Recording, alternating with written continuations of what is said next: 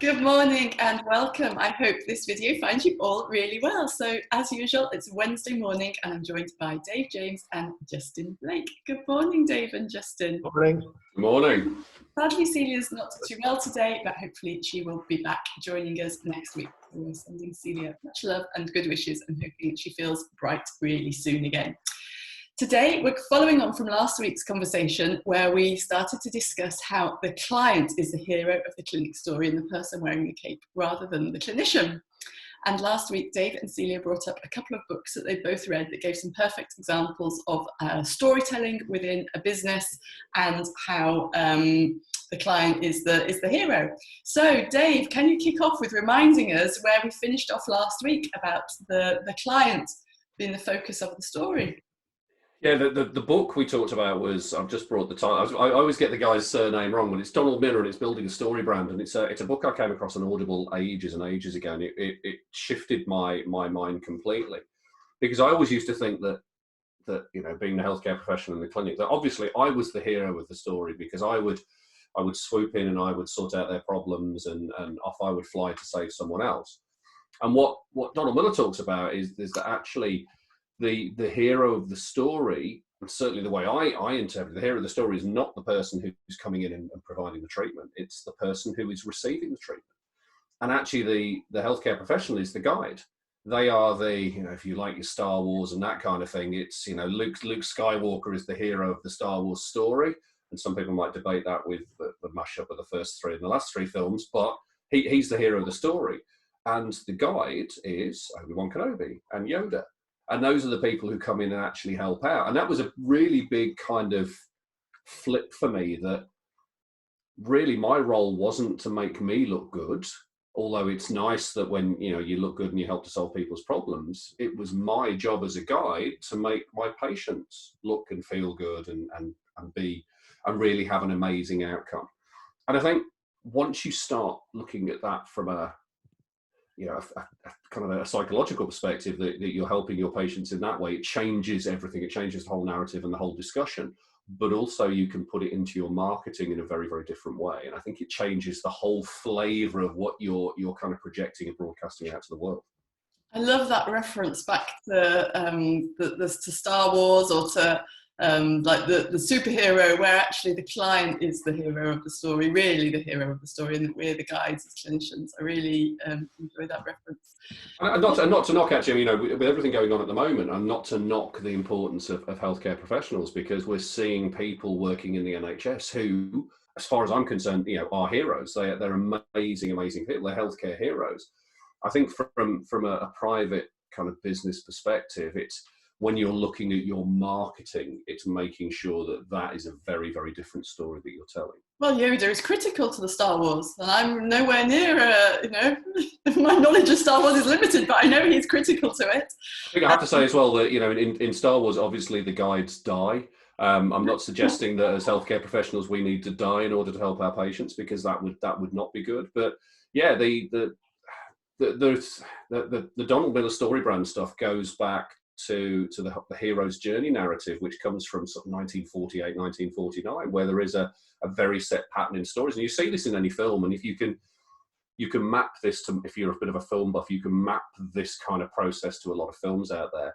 And there are some films which just don't work, and it's because they don't follow that kind of narrative, which is quite interesting. So the sort of recipe to storytelling is what you're describing. Absolutely. No, it's the quest at the end. It's the quest. It's the journey about getting there. It's not the actual.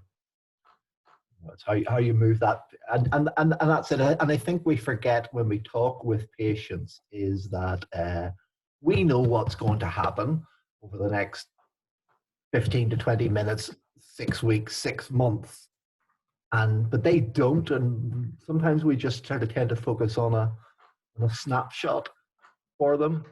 Rather than sort of painting the overall picture of what the journey is going to be like, and be truthful and honest with them, and not to underservice the patient because we're worried about maybe they'll push back on times or push back on costs. And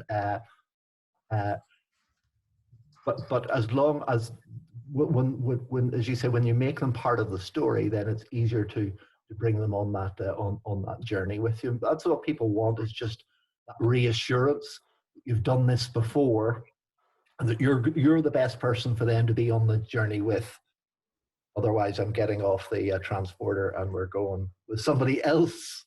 That's what. Serious mountain guide. You've done this previously. You're not climbing Everest with a novice.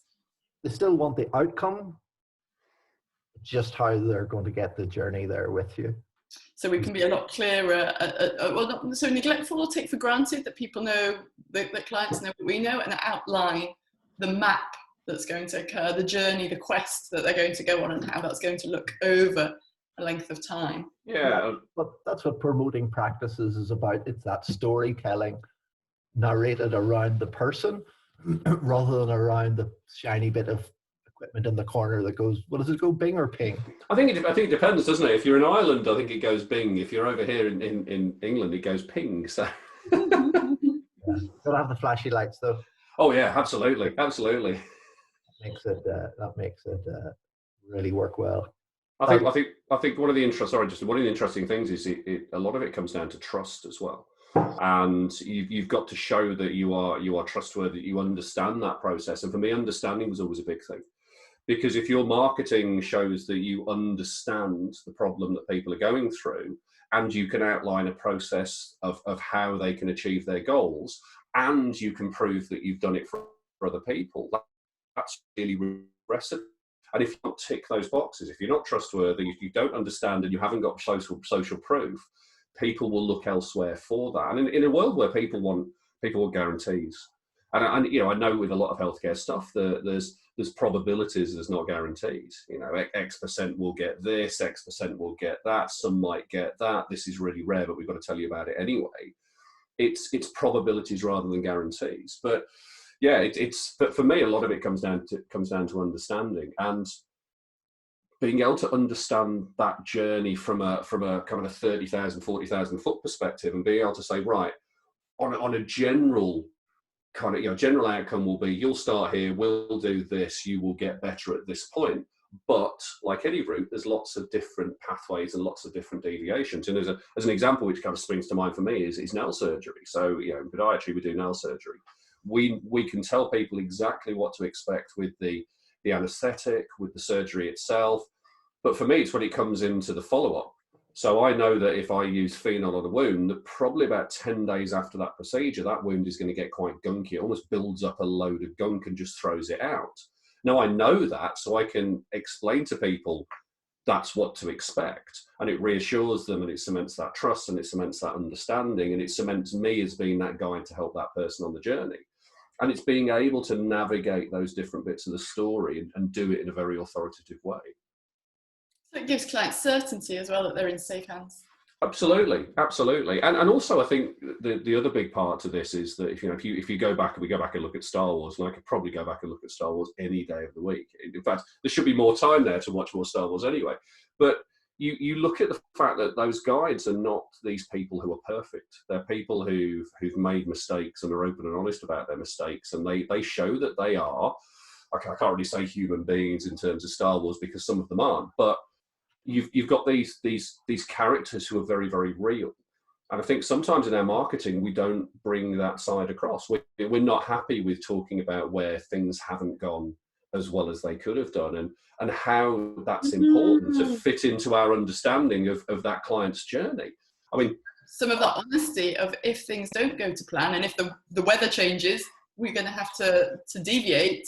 But having that honesty, as you would expect if you were going to climb a mountain. Well, what happens if suddenly we face awful weather? What do we do? Exactly. I did a video, kind of a vlog ages ago, about 2 or 3 years ago now, where I turned around and I said, I would love to tell you that I get 100% of my clients better 100% of the time, but I would be lying.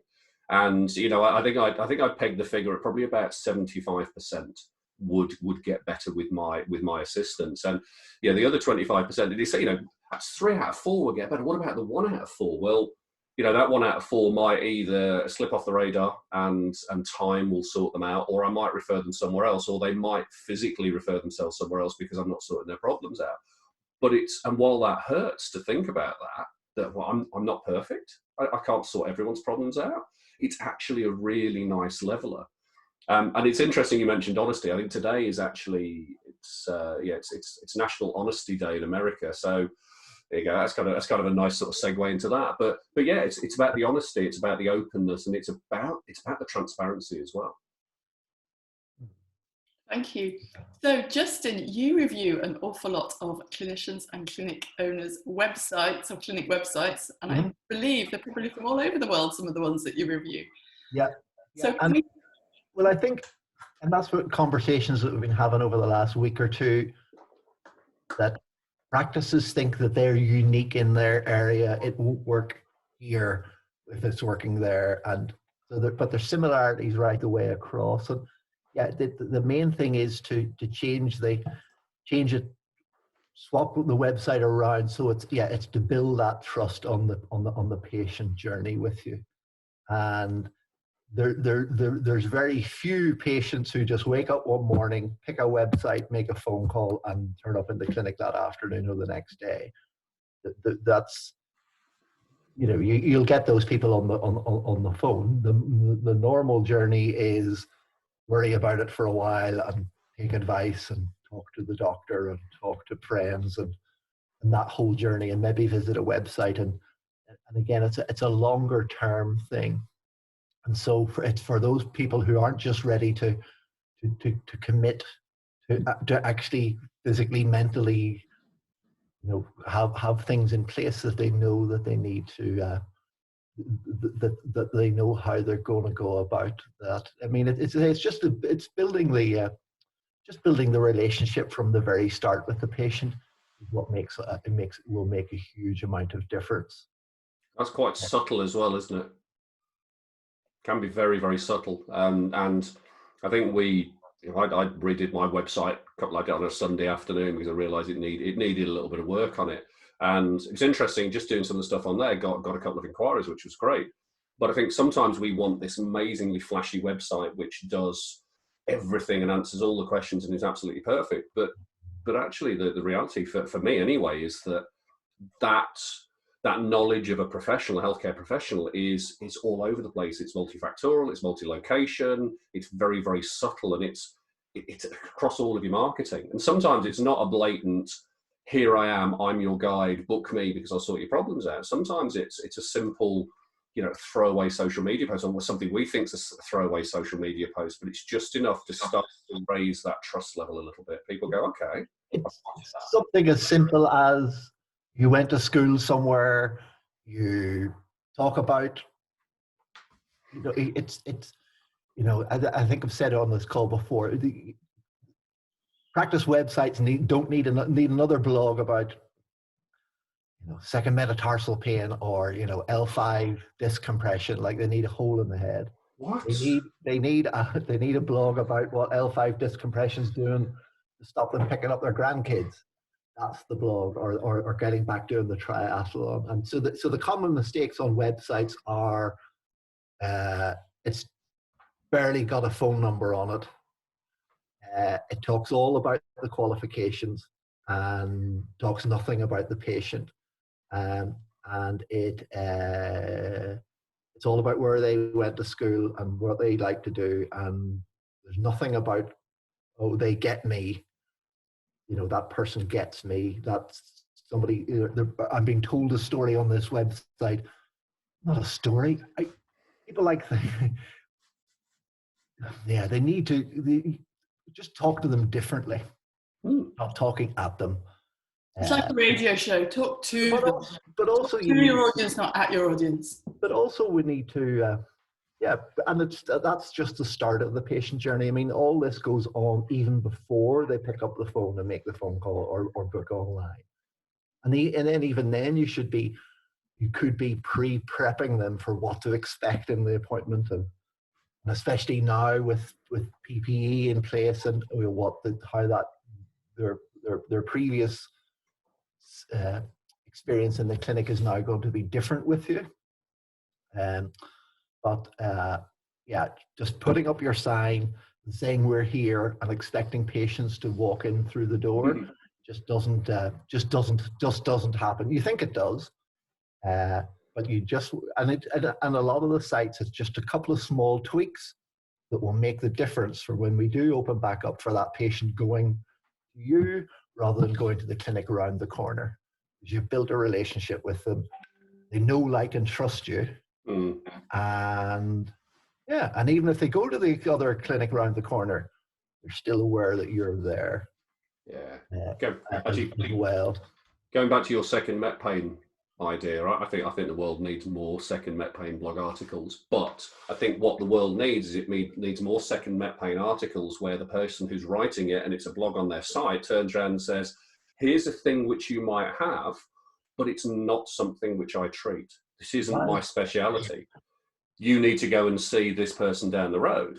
And, you know, we all know, you know, the same with physio, same with podiatry, there are people who specialize in certain areas, but I think we sometimes try and focus our marketing on everyone because we don't want to miss anyone. And actually it's that laser focus which makes a difference.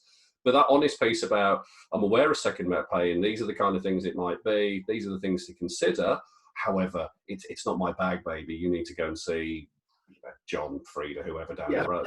But I think also when we talk about avatars or focusing in on the ideal client, people get a bit sort of worried that, oh, well, if I only focus on the triathlon runners, I'm not going to see anybody else. If I only focus on the second metatarsal head pain problems or the bunion correction surgery, that's going to limit me.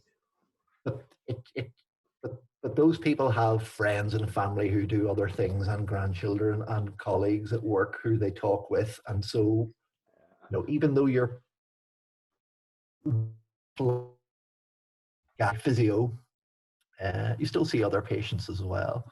But that's where your target should be. And we pitched on that a little bit, touched on that a little bit before. Was again, now is the time to change your practice to how you'd like it to be in 5 years' time. You can do that. You can do that now, and to target that even more. Because if that's the type of, if you want to do bunion surgery every day, I was talking with a girl who worked just outside Boston, and they were just a, what's he called, a concierge Morton's neuroma service. That was all they did. Now they did see other foot issues, but that was their bag every day, was just Morton's neuroma. So, but had quite a varied practice as well. But that's where their focus of their marketing and their advertising and their website and everything talked about. And people with Morton's neuroma have all sorts of other problems as well. Yeah, so I think people get worried when we talk about narrowing down the marketing message to a certain group. But they're interconnected with other people as well. It's been that effective guide.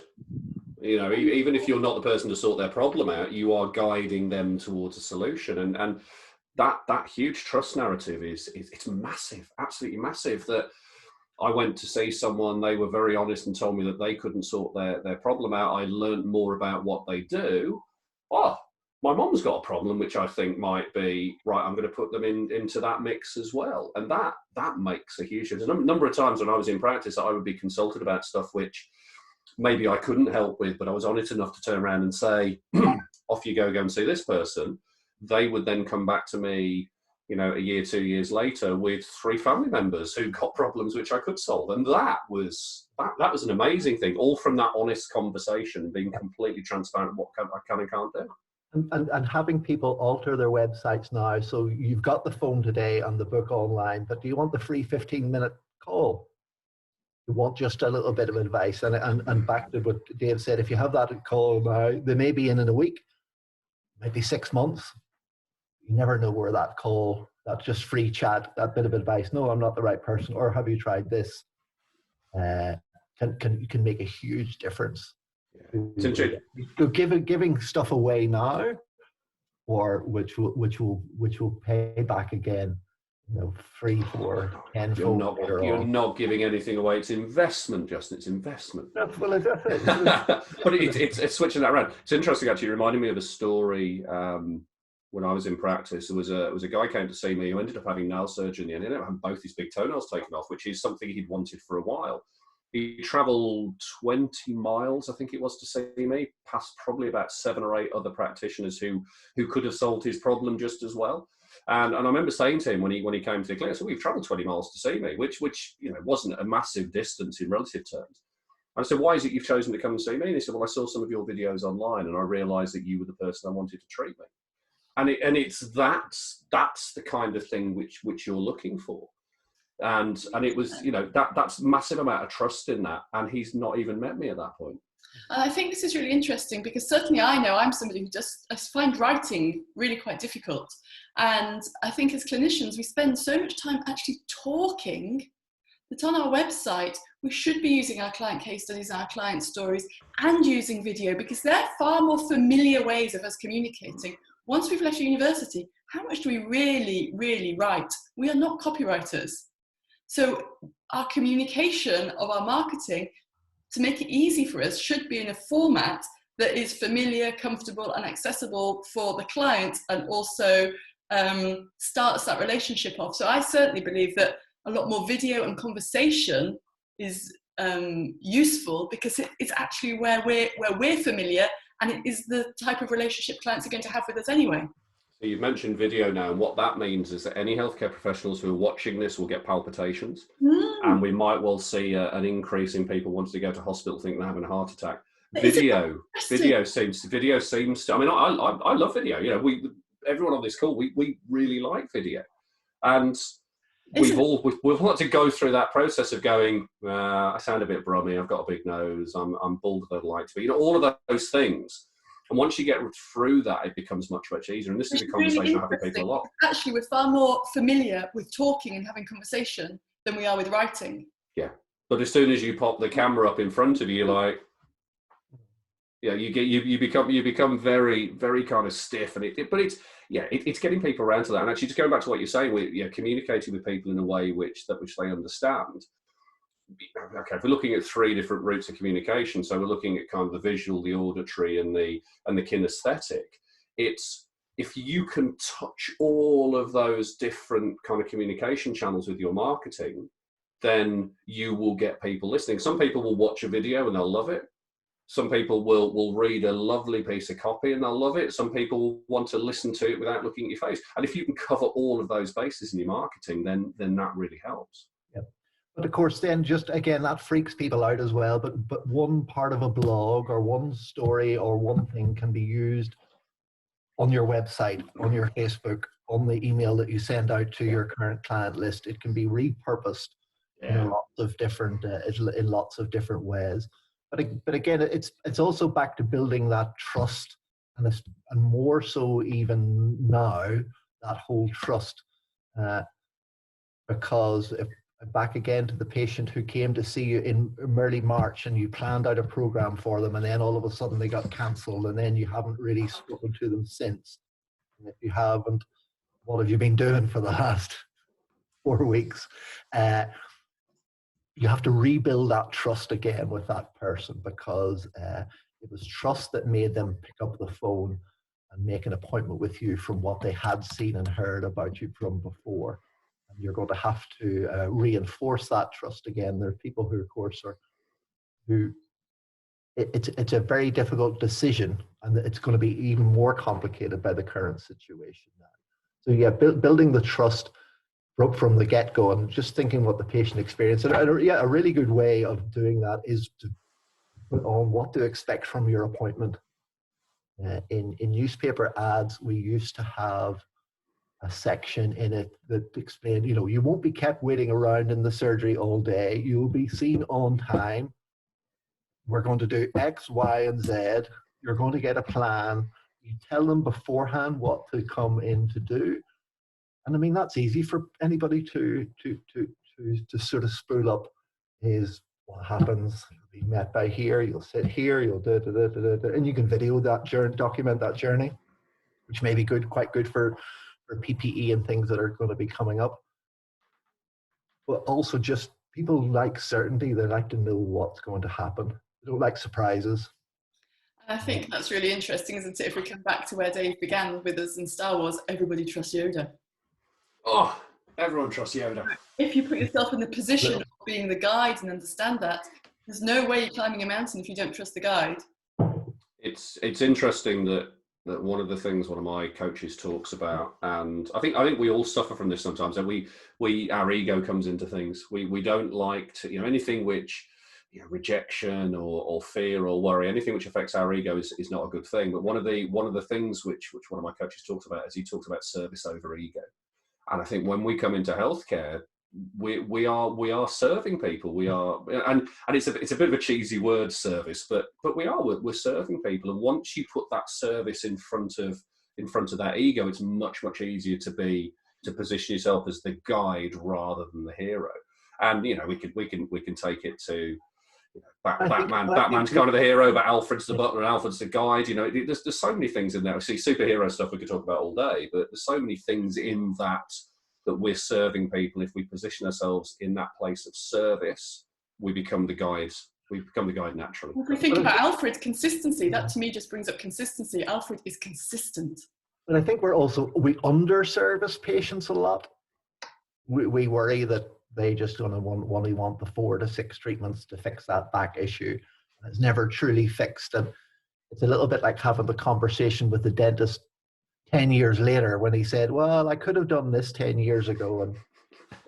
And I don't know whether that's just sort of training or just there